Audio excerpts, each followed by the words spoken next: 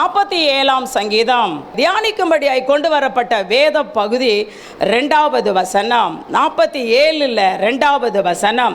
அந்த 2வது வசனம் என்ன சொல்லுது? உன்னதமானவராகிய கர்த்தர் பயங்கரமானவரும் பூமியின் மீது எங்கும் மகத்துவமான ராஜாவுமாயிருக்கிறார். நம்ம ஆண்டு யாரு? பயங்கரமானவர், மகத்துவமானவர். இந்த பயங்கரமானவர் என்பதை கூட கடந்த நாளில் கொஞ்சம் தியானிச்சிட்டோம் இல்லையா?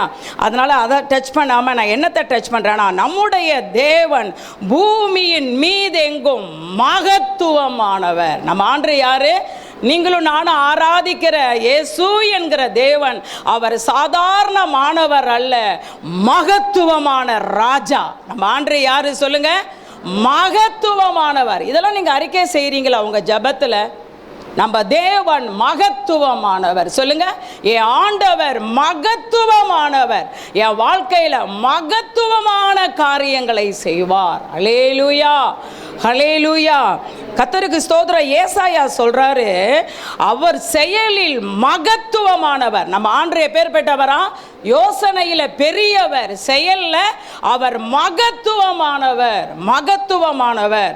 மோசே சொல்றாரு, உபாகமம் 11:7 இஸ்ரவேல் ஜனங்களை பார்த்து மோசே சொல்றாரு, கர்த்தர் செய்த மகத்துவமான கிரியைகளை எல்லாம் உங்கள் கண்கள் கண்டதல்லவோ. இஸ்ரவேல் ஜனங்களை ஆண்டவர் எகிப்திலிருந்து விடுதலையாக்கி கொண்டு வந்த செயல் மகத்துவமான செயல் என்று மோசே சொல்லுகிறார். 10 விதமான வாதைகளை அனுப்பி தான் ஆண்டவர் என்ன செஞ்சார்? இஸ்ரவேல் ஜனங்களை சொல்லுங்க எகிப்திலிருந்து விடுதலை ஆக்கி கொண்டு வந்தார். அவருடைய செயல்கள் எல்லாம் எப்பேற்பட்டது சொல்லுங்க? அவருடைய கிரியைகள் மகத்துவமானவர்கள், அவைகளை உங்கள் கண்கள் கண்டதல்லவா. 40 வருடம் நடத்தினாரு. பகல்ல மேகஸ்தம்பம், இரவுல அக்னி ஸ்தம்பம், மகத்துவமான செயல். 40 வருடம் வனாந்திரத்தில் வானத்தின் மன்னாவை கொடுத்தார், மகத்துவமான செயல். இன்னும் என்னன்னு கேட்டா, வஸ்திரம் வளருது, அது மகத்துவமான செயல்.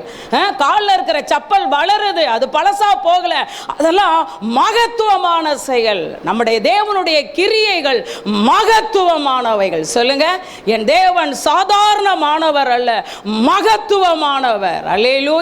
என் தேவனுடைய கிரியைகள் மகத்துவமானவர்கள். அல்லேலூயா. பாருங்க, அதை சத்துரு சொல்றான் பாருங்க. 1 சாமுவேல் 4:8 இஸ்ரவேல் ஜனங்களுக்கு விரோதமாக பெலிஸ்தியர் வருகிறாங்க.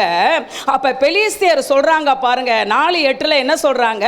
ஐயோ, அந்த மகத்துவமான தேவர்களின் கைக்கு நம்மை தப்புவிப்பவர் யார்?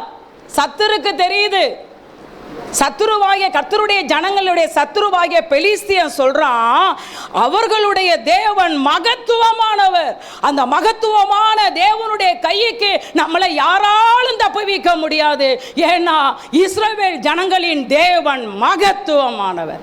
சத்துருக்கு தெரியுதுங்க, ஆனா இன்னைக்கு நமக்கு தெரியல. நம்முடைய தேவனுடைய செயல்கள் நமக்கு தெரியல, ஆனா சத்துருவுக்கு தெரியுது. அல்லேலூயா. ஆண்டவர் சொல்றார் பாருங்க ஒரு காரியம், இதை எல்லாரும் வாசிங்க. மல்கியா 1:14 பழைய ஏற்பாட்டில் கடைசி புஸ்தகம் மல்கியாவில் 1:14 வாசிங்க. ஆண்டவர் சொல்றார் பாருங்க.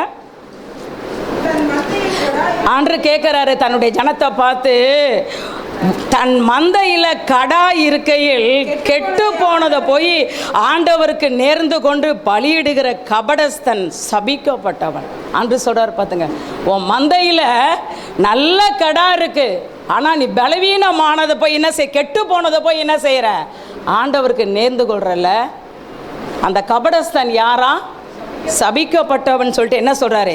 என் வாசிங்க, என் நாமம் ஜாதிகளுக்குள்ளே பயங்கரமா இருக்கும், நான் மகத்துவமான ராஜா என்று கர்த்தர் சொல்லுகிறார். எவ்வளோ வேதனை பாருங்க. ஆண்டவர் கேட்கிறாரு, உனக்கு நல்ல 2 பிள்ளைங்களை கொடுத்துருக்க, எனக்கு ஒப்பு கொடுக்குற, நல்லா படிக்கிற பிள்ளைய டாக்டர் ஆக்கி உனக்கு வச்சுக்கிற, இதுக்கு படிப்பே ஏற மாட்டேங்குது, இதை கர்த்தருக்கு நேர்ந்துக்கிறேன், கர்த்தருடைய ஊழியத்துக்கு ஒப்பு கொடுக்குறேன், ஏன்னா அதுக்கு படிப்பு வரல. 2 பிள்ளை நல்லா படிக்குது, இது மக்கு, அதனால இது ஊழியம் செய்யட்டும். ஆண்டவர் கேட்குறாரு, நல்ல மந்தையில் நல்ல கெடா இருக்குல்ல, ஆனால் அதை கொடுக்க மாட்டேங்கிற, எனக்கு கெட்டு போனதை எனக்கு நேர்ந்துக்கிற.